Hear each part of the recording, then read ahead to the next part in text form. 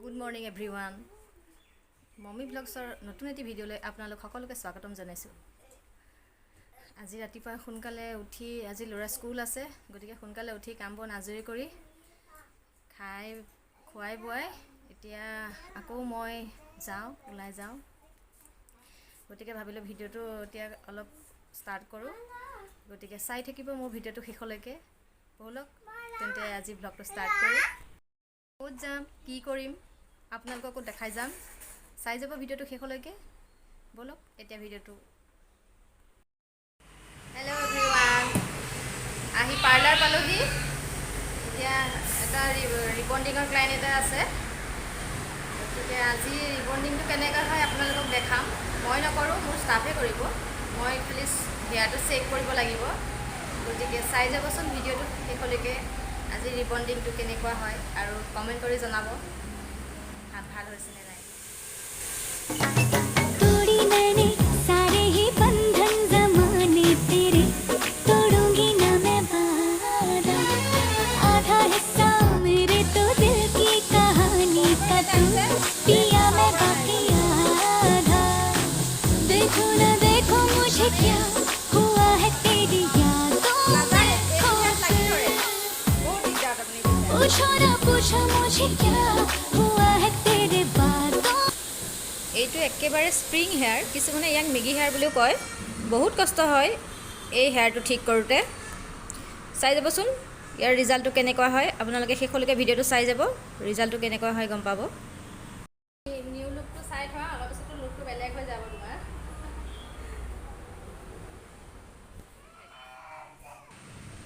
Already এতিয়া cream লগোৱা হৈ গৈছে।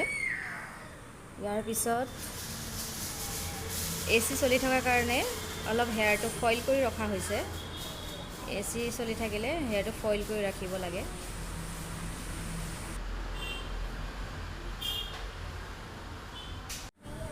अब बोले ना मेहनत नहीं लगाया है। ओ है ना, देखो देखो वो कितने दिन के है ना, 2 साल। 2 साल वो कहने से यही रिजल्ट है। নিজকে বিশ্বাসে কৰিব পৰা নাই নে?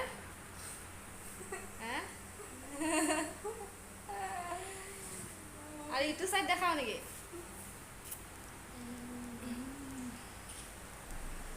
এইটো চাইড থাক নহ'লে। এইটো চাইড কিমান ডিফাৰেঞ্চ আহিছে ন। এইটো মেগী, এইটো হৈছে মেগী আৰু এইটো হৈছে কি হ'ব পৰঠা। এইফালে চাই দিয়া। থেংকছ নে?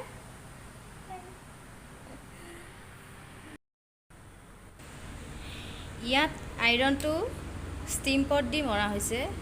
ষ্টিম পট দি আইৰণ মাৰিলে আচলতে হেয়াৰটো শ্বাইনিংটো বেছি আহে, এটা এক্সট্ৰা মইশ্চাৰ পায়, গতিকে চুলিৰ শ্বাইনিংটো বেছি ভাল লগা হৈ যায়। সেইকাৰণে আইৰণটো পাৰিলে ষ্টিম পট দি কৰিলে বেছি ভাল, আৰু তেতিয়া লুকছটো বেছি ভাল হয়।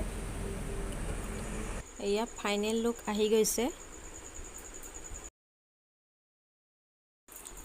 এয়া আমাৰ কচুগুটিক অলপ গাড়ী দেখুৱাই আছোঁ। এয়া ই বাহিৰত গাড়ী চাই আছে। Morning everyone. ৰাতিপুৱাৰ পৰা দৌৰা কৰোঁতে একেবাৰে ভাগৰ লাগি গৈছে। এতিয়া একেবাৰে বহি ল'ৰাক পঠিয়াই স্কুললৈ বহি একেবাৰে একাপ চাহ খাই আৰু ভাবিছোঁ ভিডিঅ'টোৰ লগতে অলপ ষ্টাৰ্ট কৰি লওঁ, কাৰণ কালি ভিডিঅ'টো শেষ নহ'লে। আৰু কালি আপোনালোকক কেইটামান ভিডিঅ' ক্লিপ দেখুৱাইছিলোঁ ৰিবণ্ডিঙৰ। আচলতে আপোনালোককো এইকণতে জনাই থওঁ যে আপোনালোকে যদি চুলিখিনি ষ্ট্ৰেইটনিং বা ৰিবণ্ডিং বা স্মুথনিং কিবা কৰিম বুলি ভাবিছে, তেতিয়াহ'লে হেনা নকৰিব, বা পাত জেতুকা হওক বা হেনাই হওক, সেইটো যদি কৰা যায় তেতিয়াহ'লে ৰিজাল্টটো অলপ ডেমেজ হ'ব পাৰে। আৰু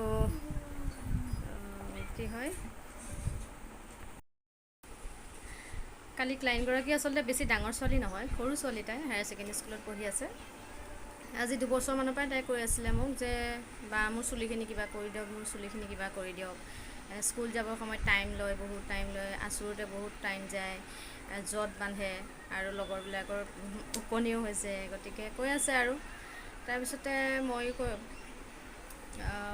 ৰখাই আছোঁ। তাৰপিছতে লাষ্টত ক'লোগৈ আৰু ঠিক আছে তোমাৰ চুলিটো একেবাৰে ঠিক কৰি দিম আৰু। তাৰপিছতে আচলতে কি হয়